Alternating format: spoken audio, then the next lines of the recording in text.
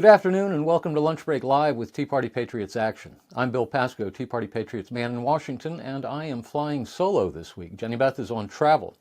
So let's get right to it. The House and Senate will come back today and stay in session through Thursday. Last week in the House came back on Wednesday and took up two privileged resolutions. First up was H-Res 829, a resolution introduced by Georgia Republican Congresswoman Marjorie Taylor Greene to censure Minnesota Democrat Congresswoman Rashida Tlaib for anti-Semitic activity, sympathizing with terrorist organizations, and leading an insurrection in the U.S. Capitol complex. Democrats countered with a motion to table the resolution, a motion to kill the bill, and that passed by a vote of 222 to 186, with 23 Republicans crossing party lines to vote against censuring their Democrat colleague from Minnesota. Then the House took up and passed a bill under suspension of the rules. Then the House took up H.R. 4363, the Legislative Branch Appropriations Act for FY24. That bill passed by a vote of 214 to 197. Then the House took up H-Res 773, the second privileged resolution. This resolution provides for the expulsion of Representative George Santos of New York. It takes a two-thirds majority to expel a member. This expulsion resolution didn't even get a simple majority, let alone a two-thirds majority. It failed by a vote of 179 to 213, with 24 Republicans voting aye and 182 voting nay. Democrats were similarly split. 155 voted aye, while 31 voted nay. On Thursday, the House took up H.R. 4821, the Department of the Interior, Environment, and Related Agencies Appropriations Act for FY24. The House considered 10 amendments and passed one of them. Then the House abruptly took a break and voted on H.R. 6126, the Israel Security Supplemental Appropriations Act. That carried by a vote of 226 to 196, with 12 Democrats crossing over and 2 Republicans abandoning their colleagues to join the minority. Then the House took up and passed H-Res 798, a resolution condemning support of Hamas, Hezbollah, and other terrorist organizations at institutions of higher education, which may lead to the creation of a hostile environment for Jewish students, faculty, and staff. Then the House went back to consideration of amendments to H.R. 4821, the Department of the Interior, Environment, and Related Agencies Appropriations Bill. The House considered 14 more amendments that evening and adopted 3 of them. The House punted on the Transportation, Housing, and Urban Development and Related Agencies Appropriations Act because House Republican leaders were not sure they had the votes to pass it, so that had to wait until a later date. On Friday, the House returned to finish consideration of H.R. 4821. 3 more amendments were considered, and the House agreed to all 3. Then the bill as amended was considered, and it passed by a vote of 213 to 203. 6 Republicans and 11 Democrats did not vote. Then the House took up another bill under suspension of the rules, and it passed. And then they were done. This week in the House, they'll return today with the first vote set for 6:30 p.m. At that time, the House is scheduled to consider 6 bills under suspension of the rules. Later Monday, the House is scheduled to take up H.R. 4820, the Transportation, Housing, and Urban Development and Related Agencies Appropriations Act for FY24. On Tuesday, Wednesday, and Thursday, the House may continue to consider H.R. 4820, the Transportation, Housing, and Urban Development and Related Agencies Appropriations Act for FY24, and also H.R. 4664, the Financial Services and General Government Appropriations Act for FY24. Last week in the Senate came back on Monday and voted to invoke cloture on the nomination of Matthew James Maddox to be U.S. District Judge for the District of Maryland. On Tuesday, the Senate voted to confirm him to that position. Then the Senate voted to invoke cloture on and then to confirm the nomination of Jack Lew to be U.S. Ambassador to Israel. The vote to confirm Lew was 53 to 43. Then the Senate went back to consideration of H.R. 4366. That's the legislative vehicle for the 3 appropriations bill minibus that it had been dealing with last week. The Senate considered 3 amendments and agreed to one of them. On Wednesday, Kentucky Republican Senator Rand Paul offered an amendment to require a full audit of the Board of Governors of the Federal Reserve System and the Federal Reserve Banks by the Comptroller General of the United States. Senator Paul got 46 votes for that amendment. Then the Senate considered 3 more amendments, each of which failed, before finally bringing the vote on final passage. The bill passed by a vote of 82 to 15. On Wednesday evening, several Republican senators took to the floor, seeking unanimous consent on a number of military promotions. Alabama Republican Senator Tommy Tuberville objected to every single request. We'll talk more about that in a moment. On Thursday, the Senate took up 3 military promotions that had been held up by Tuberville's objection to unanimous consent that they be moved en bloc. So, in short order, the Senate voted to invoke cloture on and then to confirm the promotions of Admiral Lisa M. Franchetti to be Chief of Naval Operations, General David W. Alevin to be Chief of Staff of the U.S. Air Force, and Christopher J. Mahoney to be the Assistant Commander of the Marine Corps. And then they were done. This week in the Senate will return on Monday with the first vote set for 5:30 p.m. At that time, the Senate will proceed to a roll call vote on a motion to invoke cloture on the nomination of Monica M. Bertagnolli to be Director of the National Institutes of Health. Then, based on the Majority Leader's cloture filings, I would anticipate votes on the nominations of Kenley Kia Cato to be U.S. District Judge for the Central District of California, Julia E. Kobik to be U.S. District Judge for the District of Massachusetts, and Ramon Ernesto Reyes to be U.S. District Judge for the Eastern District of New York. Now let's talk about Senator Tuberville's hold on military promotions. On Wednesday evening, as I mentioned, a group of Senate Republicans took to the floor of the Senate to try to undo Alabama Republican Senator Tommy Tuberville's 10-month-long hold on military promotions, which now has about 370 senior military officers stuck in limbo as they wait for the Senate to confirm them to their new posts. For more than 4 hours, the confrontation ensued, as senators called for individual confirmation votes on nominee after nominee, 61 in all. Each time, Tuberville objected to the unanimous consent request. Finally, after 11 p.m., the Senate closed down for the night. Let's take a moment to rewind here. On February 16, 2023, the Department of Defense formally announced its new policy to fund travel and paid time off for service members and their dependents seeking an abortion. For the record, Congress had not authorized the Pentagon to spend its money on this. Senator Tuberville sent repeated letters and warned Secretary of Defense Lloyd Austin about the serious repercussions of this new policy. Tuberville claims his warnings were ignored. The Department's authority to fund abortions is governed by 10 U.S.C. 1093, which limits abortions to cases of rape, incest, or pregnancies that threaten the life of the mother. The rules apply to both service members and their dependents. Consequently, the Department of Defense has funded fewer than 20 abortions per year over the last 7 years. So don't believe the Biden administration when it says this new policy is necessary to prevent a massive drain of female service members.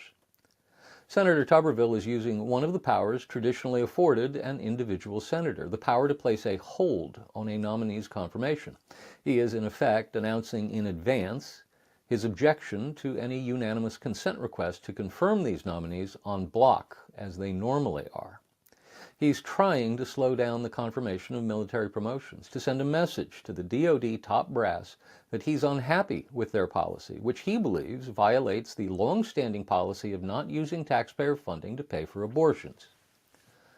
Wall Street Journal columnist Kim Strassel wrote about this recently. Quote, "Federal law doesn't authorize these payments, and the Hyde Amendment prohibits the use of federal funds for most abortions. At worst, this is a flagrant violation of statute, another example of the administration evading congressional power and the rule of law. Think of the eviction ban, vaccine mandates, and student loan cancellations. At best, it's an asymmetrical intrusion into Congress's bipartisan annual tradition of hammering out new defense policy," end quote. Nevertheless, we have a problem. Senator Tuberville is targeting for action military officers who didn't have anything to do with making or promoting or executing this new policy. Senator Tuberville can't block the people responsible for this change in policy because they've already been confirmed to their senior positions in the Pentagon hierarchy. If he wants to shoot the next best target, he should consider holding up the confirmation of a new Assistant Secretary of Defense for Policy. Senate Republicans have scheduled a special meeting of their conference for Tuesday afternoon to discuss Senator Tuberville's ongoing military promotions hold. Now let's talk about the emergency supplemental. On Thursday evening of last week, the House passed an emergency supplemental spending bill appropriating $14.5 billion for Israel, as requested by the Biden White House. The bill also rescinds $14.5 billion in funds that have already been appropriated to pay for tens of thousands of new IRS employees and uses that IRS money to pay for the Israel assistance. Speaker Johnson forced a hard choice on House Democrats. He created a pivot point on the IRS and forced House Democrats to choose between Israel and the IRS. 12 Democrats crossed party lines to vote for the Israel aid package. The rest of them have now made themselves vulnerable to campaign attacks that say when push came to shove, they chose to support hiring more IRS employees instead of sending aid to our ally, Israel. By including a funding mechanism in the emergency supplemental, Johnson also violated a precept of emergency spending. That is, he preferred a way to pay for it. That's new to Washington, where labeling something emergency means by definition that one does not have to identify a funding source. Washington is used to just tacking that stuff onto the national debt. Some Democrats even talked about that, their fear that Johnson's move would set a precedent. God forbid the government should ever actually make a choice about priorities. What would the world come to? Sadly, it's a one-shot deal, and he's taken the shot. The bill won't go any further. Johnson only has a 5-seat majority in one chamber, and Republicans are in the minority in the other chamber, and the Democrats control the White House. Majority Leader Chuck Schumer declared the House-passed Israel emergency supplemental dead on arrival in the Senate. The White House, for some reason, issued a veto threat. I say for some reason because it was obvious from the beginning that the bill would never pass the Senate, so there was no need for a White House veto threat. Now the ball is in Schumer's court. He has one thing in his bag of tricks that Speaker Johnson does not have. That is, when it comes to this emergency supplemental funding request, he has the support of his chamber's minority leader, Mitch McConnell. Like Schumer, McConnell wants to pass an emergency supplemental spending bill that funds everything the White House and Senator Schumer want to fund. Aid to Israel, aid to Ukraine, aid to Taiwan, aid for the border. The question is, what will the U.S. Senate bill look like? I'm quite sure it will include aid for Ukraine, likely in the $61 billion range the White House requested. It will also include aid for Israel, also likely in the area of what the White House requested, about $14 billion. It will likely include aid for the Indo-Pacific region, that is Taiwan, also in the range of what the White House requested, about $7.5 billion. And it will include funds for the border. But here's where it may get sticky, because I'm not at all sure that it will include money for what the White House wants. Jenny Beth wrote about that funding request last week, and you can find the op-ed in this week's suggested reading. But here's the gist of her argument. What the White House wants is more money to throw after bad policy, and that's the wrong way to go. The White House funding request asks for money to pay for more Border Patrol officers and more asylum officers and more immigration court judge teams. Here's the giveaway. The request for more asylum officers is larger than the request for more Border Patrol officers. What the White House is asking for is funding to process illegal aliens into our country more quickly. It's as if the Biden administration is embarrassed it takes as long as it does to process illegal aliens at the border, and it wants more funding to speed up the intake process, rather than asking for more money to help interdict illegal crossings or find other ways to deter the surge of illegal immigration at the southern border. Oh, and the White House wants billions of dollars to repay blue state sanctuary cities like New York and Chicago and Los Angeles and Denver for the money they've had to shell out to pay for housing and health care and food for the millions of illegal immigrants now firmly ensconced in our blue cities. That's not going to fly in the House at all, of course. I expect that Senate Republicans will at least try to force Senate Democrats to change the border funding section of their version of the emergency supplemental spending bill to include more significant policy changes. Schumer has said this is a non-starter, but if it appears he cannot get to 60 votes without it, maybe he'll change his mind on just how much of a non-starter it really is. So, let's say the Senate puts together its version of an emergency supplemental spending bill, and let's say it gets enough Republican support to break a filibuster. At that point, it probably passes with 75 or 80 votes. And then both houses will have passed an emergency supplemental spending bill. The two bills will look very different. Neither house will have any obligation to take up the bill the other one passed, so we could be looking at a standoff. Meanwhile, the clock will be ticking. Israel will be running short of defensive weaponry. Ukraine will be running short of defensive weaponry. Taiwan will be feeling the pinch, and the border crisis will continue. I would not be surprised to see a discharge petition used in the House to get around this problem. Democrats would take the Senate-passed bill and introduce it, then enter a discharge petition. All the House Democrats would sign it, and it would need just 5 Republican signatures to put it on the floor for a vote. Now, signing a discharge petition that goes against your conference's position is a real red line. It's only done under the most dire of circumstances. But, mark my words, it's a very real possibility in this situation. I'm quite sure there are more than 5 Republicans in the House Republican Conference who want to send more aid to Ukraine as well as aid for Israel. So they'd rather vote on the bill that came out of the Senate than not vote at all. The question is, are they willing to sign a discharge petition to steamroll their speaker? Stay tuned. Now let's go to government spending. Speaker Johnson attended the Senate Republican Conference lunch on Wednesday after spending time in a private meeting with Minority Leader McConnell. At that meeting, according to participants, Johnson said he could not combine Israel funding with Ukraine funding and border security money. He said he just did not have the votes inside his Republican conference to do that.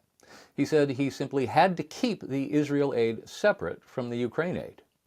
That said, he also told the assembled senators that he supports getting more aid to Ukraine.